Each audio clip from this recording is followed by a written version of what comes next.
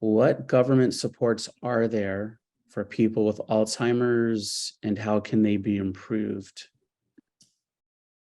And there was a side question. What is FTD and is it a type of Alzheimer's? I think those kind of go together. Yeah. So FTD and Alzheimer's are kind of like siblings. So they're both types of dementia.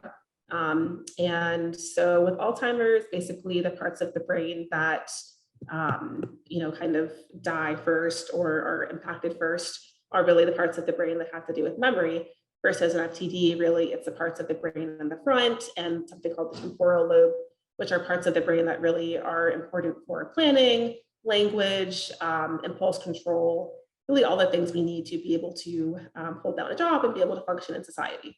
So you can imagine what happens when those things start to go. You start to have a lot of issues. So there really, going back to the original question, there really isn't a whole lot of support out there for Alzheimer's patients specifically. If you get SSDI, if you pay into that, you can get that.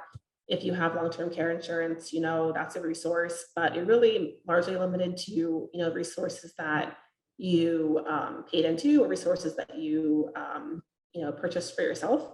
There is Medicaid, which is an option if you are very, very poor, and there's Medicare if you're over 65.